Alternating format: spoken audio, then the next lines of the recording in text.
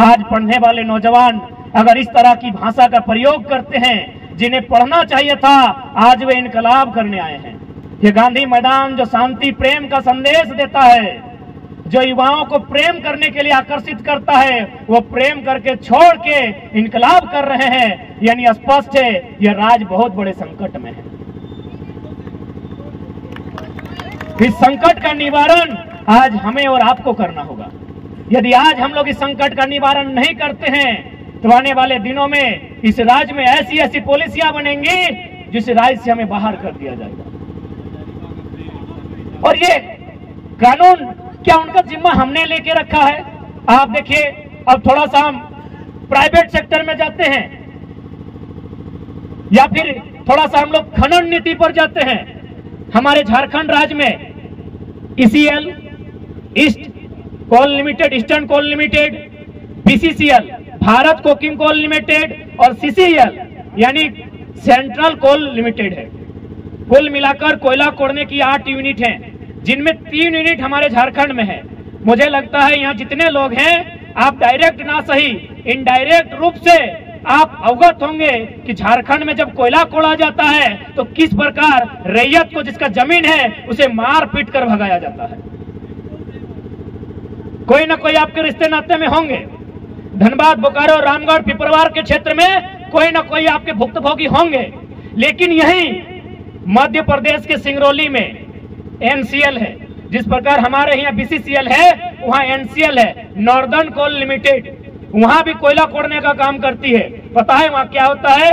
सबसे पहले कंपनी अपना डाटा बनाती है कि जो खनन होगा वो कितने बड़े क्षेत्र में होगा, और फिर वहां जाके क्या करती है, जो भी लोग विस्थापित होंगे, विस्थापन होने से पहले उनको घर बना के देती है। इसी देश में, इसी भारत में NCL ये कार्य करती है और BCCL बुलडोजर लगा के हमारा घर तोड़ देती है। इसी देश में नागपुर में WCL है, वेस्टर्न कोल लिमिटेड, वहां भी इन्हीं कानूनों को, इन्हीं नियमों का अनुपालन किया जाता है कि यदि कोई विस्थापित होने वाला है तो पहले चिन्हित किया जाता है, डाटा कलेक्ट किया जाता है, फिर उसको एक एस्टिमेट दिया जाता है और समय के भीतर उसको घर बना के दिया जाता है। लेकिन आइए झारखंड चले जाइए, दामोदर नदी के किनारे किनारे जहां जहां कोयला खदान है, 1951 में, कहीं 1962 में, कहीं 1972 में जमीन लिया गया है, आज भी लोग धक्का खा रहा है, आज भी लोग कोर्ट का चक्कर काट रहा है। क्या भाई इतना अन्याय कहीं हुआ होगा? आप पढ़ने वाले छात्र एक बार सोच के देखिए, पूरे भारतवर्ष में क्या इतना अन्याय, जो अन्याय आज झारखंड के साथ हो रहा है, कहीं हुआ होगा? इसी देश में नर्मदा कोल लिमिटेड, वो भी सेम कानून, लेकिन सिर्फ झारखंड में कानून है कि इनका जमीन फ्री पॉकेट का है, मारना है, पीटना है, जबरन तंबू गाड़ देना है, जबरन कब्जा कर लेना है और इन्हें जमीन से नेस्ता नाबूद कर देना है। तो इसलिए आज झारखंड के प्रत्येक नौजवान को यही कहेंगे कि एक बार मांग के देखिए, अगर मांग के मिलता है तो ठीक है, एक बार 24 में बदलाव करके देखिए, बदलाव होता है तो ठीक है, नहीं तो साफ कहा गया है, मरता क्या नहीं करता है। क्या करेंगे उस जिंदगी का जहां हमारा घर परिवार नहीं होगा, जहां हमारे खेत खलिहान नहीं होंगे, जहां हमारे बच्चों का भविष्य नहीं होगा? क्या करेंगे उस जिंदगी का? तो उस समय प्रत्येक झारखंडी को यह तय करना होगा, एक ऐसा उलगुलान इस राज्य में आएगा, एक तरफ दामोदर नदी और दूसरी तरफ लहू बहेगा, और दामोदर नदी की तुलना में वो लहू की मात्रा ज्यादा होगी। हमें शौक नहीं लगा है, हम भी चाहते हैं शांत रहें, हम भी चाहते हैं खेले कूदे, हम भी चाहते हैं श्रृंगार रस की कविताएं लिखी जाए, अंगार रस की कविताएं लिखने के लिए आप बाध्य कर रहे हैं। सत्ता में बैठी सरकार बाध्य कर रही है, सरकार के जो पार्ट से कार्यपालिका, जो DC महोदय हैं, SDO हैं, थाना प्रभारी हैं, ये लोग बाध्य कर रहे हैं। और इस आंदोलन में मैं चाहूंगा कि पत्रकारिता के साथ साथ कार्यपालिका भी अपना योगदान दे। कम से कम जो लोग 3rd और 4th ग्रेड की नौकरियां कर रहे हैं, जो लोग इसी हजारीबाग के किसी कमरे से तैयारी करके नौकरियां लिए हैं, आपको समर्थन करना होगा, और नहीं तो फिर आने वाला भविष्य आप किसी प्रकार सेलेक्ट हो गए हैं, अगर नीति नहीं बन पाती है, याद रखिएगा एक टीचर गारंटी नहीं ले सकता है कि उसका बेटा भी टीचर बनेगा, एक वीडियो गारंटी नहीं ले सकता है उसका बेटा वीडियो बनेगा। तो फिर दरोगा साहब काहे आप रात भर से परेशान कर रहे हैं? क्या आपका बेटा दरोगा बनेगा? गारंटी लेते हैं? अरे आप ईमानदारी से कहें तो आप अपनी ड्यूटी के लिए लड़ रहे हैं, बाकी अगर आपका बेटा का भविष्य कहा जाए ना, उसके लिए हम लोग लड़ रहे हैं। बताइए आप दरोगा जी का बेटा दरोगा बनेगा? तो काहे डिस्टर्ब कर रहे हैं? गांधी के देश में, गांधी के मैदान में आप आंदोलन करने से रोक रहे हैं, काहे डिस्टर्ब कर रहे हैं? काहे डिस्टर्ब कर रहे हैं बताइए? चलिए, अच्छा लगा, ये डर अच्छा लगा कि सभा हजारीबाग में है और प्रशासन घर में जाके हमारे दोस्तों को धमका रही है। अच्छा लगा, गब्बर खुश हुआ। सबसे पहली बात, जितने भी मीडिया के बंधु आए उनका धन्यवाद देते हैं, प्रशासन के लोग आए हैं जो पुलिस टीम, उनका भी धन्यवाद देते हैं। लेकिन आपको भी थोड़ा सा कानून की जानकारी होनी चाहिए कि जो भारत देश में पुलिसिया व्यवस्था है ना, वो क्यों बनाई गई है। भारत देश में जो पुलिसिया व्यवस्था है वो क्यों बनाई गई है? क्योंकि आप सब लोग आयु में हमसे बड़े हैं, हमारे बड़े भाई स्वरूप हैं। भले आप लोग ड्यूटी करने आए हैं, लाठी डंडा लेके आए हैं, आप गांधी मैदान को जलियांवाला मैदान में बदल दीजिए, कोई गम नहीं है। लेकिन आप भी थोड़ा सच्चाई को जान लीजिए कि भारत में जो पुलिसिया व्यवस्था है वो क्यों आई है, कब आई है, कैसे आई है। मरेंगे लेकिन छोड़ेंगे नहीं। भारत देश में पुलिसिया व्यवस्था 1861 में आई है। सबसे पहले 1860 में कानून बना इंडियन पेनल कोड, जो बड़ा बाबू के टेबल में किताब है उसका नाम है इंडियन पेनल कोड। उसे हिंदी में कहेंगे भारतीय दंड संहिता, उर्दू में कहेंगे ताजीराते हिंद और अंग्रेजी में कहेंगे इंडियन पेनल कोड।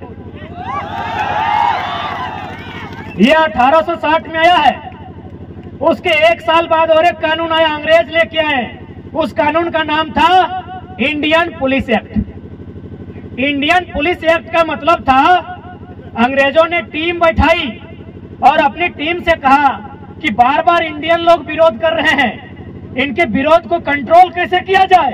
बोला देखिए, इंडिया के लोग बहुत गरीब हैं, प्लस आपस में बटे हुए हैं, यदि आप इनके हाथों में एक नौकरी के नाम पर कुछ पैसा थमा दिया जाए तो छोटा भाई खुद बड़ा भाई को पीट देगा। तो बोला देर किस बात की है, क्या किया जाए। तो चलिए कानून बने, उस कानून का नाम रहेगा इंडियन पुलिस एक्ट 1861। और उसमें तय हुआ कि जितने भी हवलदार, जितने भी चपरासी, जितने भी जमादार और जितने भी पुलिसकर्मी होंगे वो 100% हिंदुस्तानी लोग होंगे। उन्हें किसी को ऊपर लेवल का जॉब नहीं दिया जाएगा, जिसे हम लोग ICS कहते हैं। नेताजी बोस ने पास किया था एग्जाम, आपको पता होगा। इंडियन सिविल सर्विस, जिसे आज हम लोग इंडियन एडमिनिस्ट्रेटिव सर्विस कहते हैं और इंडियन पुलिस सर्विस कहते हैं, इंडियन फॉरेन सर्विस कहते हैं, इंडियन रेवेन्यू सर्विस कहते हैं। इसका नाम था इंडियन सिविल सर्विस। यानी इंडियन सिविल सर्विस में इंडियन का ना हो, बाकी इंडियन पुलिस एक्ट में इंडियन से भर देना है। क्या काम होगा कि जब भी कोई किसान, जब भी कोई नौजवान, जब भी कोई छात्र आंदोलन करेगा, इन्हीं इंडियन पुलिस एक्ट 1861 के माध्यम से जो लोग पुलिस बने हैं, इनके हाथों में लाठी थमा के दम भर के पिटाना है। बुरा मत मानिए दरोगा जी, आज भी वही काम हो रहा है। आज भी बिल्कुल हमारे भाई लोग हैं। आज भी एक भाई वर्दी पहन के उधर खड़ा है, एक भाई तैयारी कर रहा है, एक भाई प्रोटेस्ट कर रहा है, एक भाई लाठी से पीट रहा है। जंगलों में जो नक्सली बने हैं ना, नक्सली कहते हैं सबका पैंट टाइट हो जाता है, लेकिन हम साफ कहते हैं, कभी सर्वे कीजिएगा पता चलेगा एक भाई CRPF में है, एक भाई एरिया कमांडर में है। पता कीजिएगा क्यों, किसके लिए? बस मुट्ठी भर लोगों के लिए, बस मुट्ठी भर लोगों के लिए देश का कानून है। यदि आपको यकीन नहीं हो रहा है तो सीट बेल्ट बांधिएगा, अडाड़ी साहब उड़ने वाले हैं। बस मुट्ठी भर लोगों के लिए कानून है इस देश में। आप क्या सोचते हैं हेमंत सोरेन कानून बना देंगे आपके लिए? आपकी जानकारी के लिए बता दें, हाल फिलहाल उनकी एक बहन का शादी हुआ है, टाटा ने 80 लाख खर्चा किया है। क्या लगता है आपके लिए कानून बना देंगे? और मोदी साहब का कहिए मत, भले उनका अपना बेटा नहीं है, गोद लिया बेटा एगो दुगो है।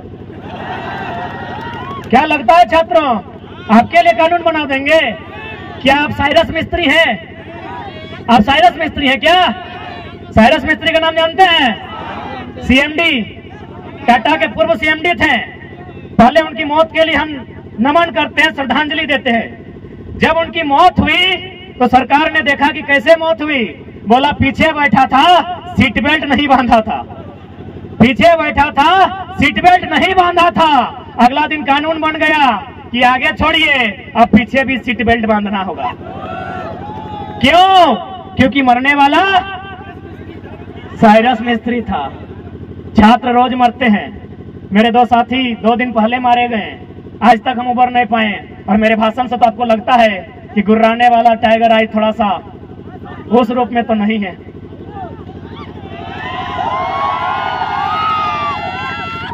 क्या कोई कानून बनेगा? उनकी घटना हुई है एनएच में, क्या एनएच कोई कानून बनाएगा? क्या पुलिया वहां बनेगी? क्या वहां बैरियर लगेगा? नहीं लगेगा, क्योंकि कॉर्पोरेट्स का ट्रैक्टर वहां दौड़ेगा। इसलिए यहाँ पढ़ने वाले छात्र जो प्रोटेस्ट कर रहे हैं, यदि आपकी लाठियों का सामना करेंगे, आपके भाई हैं। और जो झुमरा के पहाड़ में नक्सली बनकर बैठे हैं, कॉपी कलम लेके चेक कीजिएगा, मामा का, मौसी का, फूफा का बेटा होगा। कब समझेंगे आप? हमको समझ में नहीं आता है।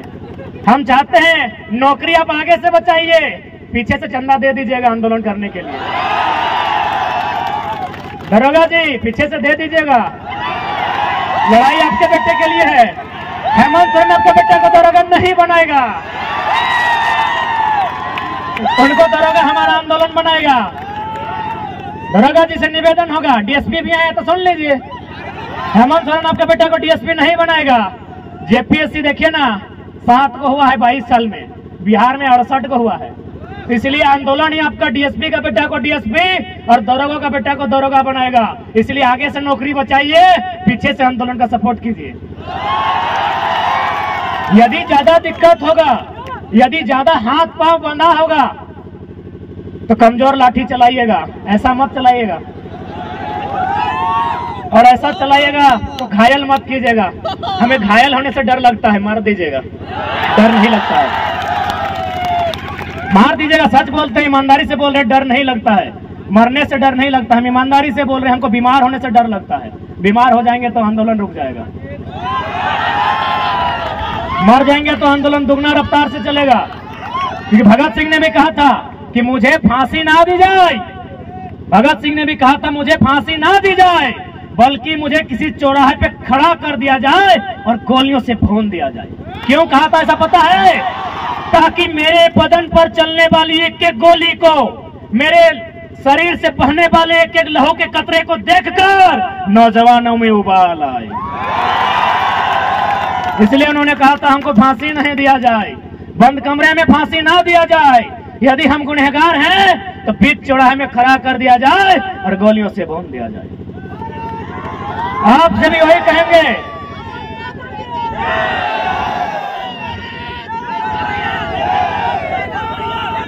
इसलिए आपसे भी निवेदन करेंगे, आप ड्यूटी कीजिए, आपकी ड्यूटी का सम्मान करते हैं। हम लोग आंदोलन करते हैं, हमारे आंदोलन का भी कोऑपरेट कीजिए। तो कुछ नहीं मिलेगा, पैसा बटुआ में नहीं रखे हैं भैया। जितने भी पुलिस के भैया लोग आए सब तो बड़े हैं दादा साहब, पैसा पटुआ में नहीं रखे हैं, पैसे एसबीआई में रखे हैं। वो किसका होने वाला है पता है ना? तो वही तो लड़ाई लड़ रहे हैं, छात्रों के लिए लड़ाई लड़ रहे हैं, किसानों की बात कर रहे हैं। काहे डिस्टर्ब कर रहे हैं? खैर डिस्टर्ब नहीं होंगे, डिस्टर्ब नहीं होंगे। यहाँ तो माननीय कोर्रा थाना के प्रभारी फोन किए थे, सिंदरी में 12 गो थाना का पुलिस खड़ी थी। सिंदरी गए थे आंदोलन करने के लिए, वहां के एसडीपीओ 12 थाना की पुलिस और 150 जवानों के साथ खड़ी थी। हमने एक ही लाइन कहा, कि डीएसपी साहब सामने आइए, अरेस्ट कर लीजिए, लेकिन उससे पहले एक लाइन बता दीजिए, ये जो जमीन आप खड़ा है गांधी मैदान से दुगना जमीन था जहां सभा हो रही थी, बोले ये जमीन हमारे पुरखों की है और इस कंपनी ने 2 रुपया डिसमिल लिया है। क्या आपका बाप का जमीन लिया है? हमने एक लाइन कहा था माननीय डीएसपी साहब को कि डीएसपी साहब उतना मेहनत क्या करते हैं, अरेस्टिंग करना है एकदम आके अरेस्टिंग कीजिए, हम लोग भागेंगे नहीं, लेकिन एक लाइन में उत्तर दीजिए, जिस जमीन में आकर आप खड़े हैं ये हमारी पुरखों की है, इसे 2 रुपया डिसमिल लिया गया है। क्या आपके बाप दादा की जमीन इस तरह ली गई है और उसके बाद भी आपको दिक्कत नहीं है? तो आइए ना, हम तो शमशान घाट में एक सप्ताह में एक बार मिल जाते हैं। लाइव नहीं देखे हैं वीडियो क्या? राजभवन से लोग देख रहे हैं, सही बोल रहे, राजभवन से देख रहे हैं, क्योंकि 29 तारीख को हम शमशान घाट में थे और विधेयक को वापस करता है कि एगो योद्धा तो घायल है। उन्हें पता नहीं कितना कितना योद्धा बन के तैयार है, उन्हें यह भी नहीं पता कि घायल शेर की सांसें उसकी दहाड़ से भी खतरनाक होती है। इसीलिए हमें परेशान ना किया जाए, हमारे हक अधिकार को हमने सामने रख दिया जाए। हम अब तक नहीं कहेंगे, लेकिन यदि हमारे हक अधिकार के बीच कोई टकराएगा, वो टकराने वाला कोई क्यों ना हो, हम वही राड़ माटी के राड़ लोग हैं जिन्होंने अंग्रेज को पेट में 1 नंबर करवा दिया था। इतिहास याद कीजिएगा, हुक्मरान में बैठे लोग 1757 में इंडियन भारत की सरजमी में बैटल ऑफ प्लासी हुई थी, बंगाल के क्षेत्र में अंग्रेजों के सामने उठा के पटक दिए गए भारत के लोग। ठीक 7 साल बाद 1764 में बैटल ऑफ बक्सर होता है इसी बिहार में, फिर भारत के लोग अंग्रेज के द्वारा पटक दिए जाते हैं, लेकिन जैसे ही वो मानभूमि में आते हैं चुहाल विद्रोह में उनको हम पेंट में 1 नंबर करा देते हैं। हम वही झारखंड के लोग हैं, हमारे अस्तित्व से नहीं टकराइएगा, हमें हमारा इतिहास मत याद दिलाइएगा। हम भी चाहते हैं वसुधैव कुटुंबकम, हम भी चाहते हैं जियो और जीने दो का सिद्धांत, हम भी चाहते हैं नदी नालों में, पर्वत पहाड़ों में, झील झरनों में प्रेम के गीत गाए युवा, नौकरियां करें, अपना घर बसाए। हम नहीं चाहते इनके हाथों में हथियार हो, हम नहीं चाहते हैं ये विद्रोही बने, हम नहीं चाहते हैं ये बागी बने, लेकिन यदि ऐसा कुछ हुआ तो अगली सरकार झुमरा के पहाड़ में बनेगी। और बस इमेजिन कीजिए, बस कल्पना कीजिए कि यदि सरकार झुमरा के पहाड़ में बन गई तो रूह कांप उठेगी, रूह कांप उठेगी, सपने में यमराज आएंगे। पहले ही कहा देते हैं हमें परेशान ना कीजिए, हमने किसी का क्या बिगाड़ा है, हमने अपने जीवन का 5 साल 10 साल 15 साल इन लॉजों में दिया है। अरे भाइयों की तो छोड़िए, हमारी बहनें, हमारे गांव की लड़कियां, वे भी अपने भाइयों के कंधे से कंधा मिलाकर अपने गांव की पगडंडियों को छोड़कर आई है बाप का सहारा बनने के। कितने शर्म की बात है, आपके पास एक पॉलिसी नहीं है। यही एक केरल राज्य है, अगर आप उस राज्य में चले जाएं, उस राज्य के आंकड़े को उठाएं तो आपको मिलेगा कि वहां की बहन यदि घर का त्याग करती है, वहां की बहन यदि घर छोड़कर बाहर जाती है, या तो मास्टर नहीं बनती है या तो डॉक्टर नहीं बनती है। लेकिन हमारे झारखंड में भाइयों की तो छोड़िए, बहनों की बात करते हैं, लड़कियों की, बालिकाओं की बात करते हैं, यदि वो घर छोड़ के जाती हैं दिल्ली में नौकरानी बनती है। ये हम नहीं कह रहे हैं, ये आंकड़े कह रहे हैं। 7500 की 75,000 हम कंफर्म नहीं हो पा रहे हैं क्योंकि थोड़ा मेंटल डिस्टर्ब है। अगर 7500 ही है तो मान के देखिए, हमारी 7500 बहनें दिल्ली में दाई का काम कर रही है। अभी उस राज्य में जहां कहीं कोयला, जहां कहीं सोना, जहां कहीं अभ्रक, कहीं यूरेनियम, कहीं तांबा, कहीं लोहा, उस राज्य में हमारी बहनें दिल्ली में नौकरानी का काम करती है। कितना शर्म की बात है राज्य सरकार के लिए, कितनी शर्म की बात है इन आईएएस के लिए, जिनको आईएएस नहीं गधा बोला जाए। आपके लिए पॉलिसी नहीं,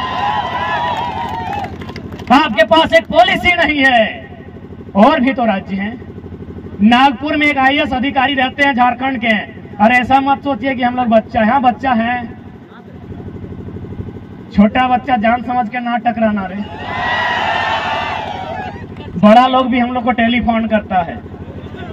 एक खनन अधिकारी हैं जो आईएएस हैं, रांची के हैं, उनका पोस्टिंग है नागपुर में। उन्होंने हमें टेलीग्राम में वो लेटर भेजा, उसमें शायद एनसीएल या कोई कंपनी है उड़ीसा में और तमिलनाडु में, वो माइनिंग का काम करती है। और माइनिंग सरदार तब लोग समझते हैं पॉलिटेक्निक के स्टूडेंट्स, पॉलिटेक्निक वाले ही माइनिंग सरदार बनते हैं ना। नहीं, हम लोग तो पीएचडी के, हम लोग टेक्निक में गए नहीं, इसीलिए बताइएगा। माइनिंग सरदार की पोस्ट आई है कहाँ? तमिलनाडु में और उड़ीसा में। क्या लिखा है पता है? कि वही माइनिंग सरदार बनेगा जो उड़ीसा में उड़िया भाषा का ज्ञान रखता हो और तमिलनाडु में तमिल भाषा का ज्ञान रखता हो। और यहाँ उससे कई ज्यादा माइनिंग सरदार के पोस्ट खाली हैं। तो यदि हम यहाँ की क्षेत्रीय भाषाओं में माइनिंग सरदार बनने की अर्हता को रखते हैं तो क्या कोई गुनाह है? क्या कोई पाप है? एक आईएएस अधिकारी ने लेटर भेजा है, यदि आप कहें तो हम लोग आपको फॉरवर्ड कर सकते हैं। मीडिया के लोग उनके सामने पेपर कटिंग दिखा सकते हैं। माइनिंग का काम करती है, माइनिंग सरदार का पोस्ट आया है उड़ीसा में और तमिलनाडु में। उड़ीसा में उड़िया भाषा चाहिए, तमिलनाडु में तमिल भाषा चाहिए। लेकिन झारखंड क्या है? झारखंड बाबा जी का ढाबा है। झारखंड बाबा जी का ढाबा है। कोई कहीं से आए, मुंह उठा के चला आए, फॉर्म भरे, भाषा का बैरियर नहीं, डोमिसाइल का बैरियर नहीं, कोई पॉलिसी नहीं, सब नौकरी ले लेता है। क्या इसी दिन के लिए राज्य बना है? क्या इसी दिन के लिए हमने रक्त बहाया है? क्या इसी दिन के लिए हमने आंदोलन किया है? आखिर हमने झारखंड राज्य क्यों बनाया? क्या जरूरत था हमें इस राज्य को अलग करने की? क्या आवश्यकता थी इस राज्य के गठन की?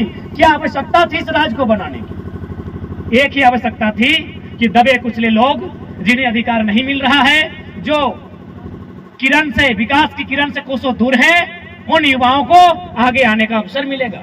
आगे आने का अवसर मिलेगा मतलब क्या? रोड में आगे आने का, बाइक लेके आगे आने का, बस की सीट में आगे बैठने का नहीं। उसे अवसर मिलेगा आगे वीडियो बनने का, उसे अवसर मिलेगा टीचर आगे बनने का, उसे अवसर मिलेगा दरोगा आगे बनने का। याद कीजिए, जब महाराष्ट्र में मराठी और गैर मराठी का विवाद हुआ था, इंदिरा गांधी जो उस समय की प्रधानमंत्री थी, बाल ठाकरे के साथ उनका टेबल टॉक हुआ था। इंदिरा गांधी ने कहा तुम भारत को तोड़ने की बात करते हो। माननीय बाल ठाकरे ने कहा कि हमने भारत को तोड़ने की बात कब कही?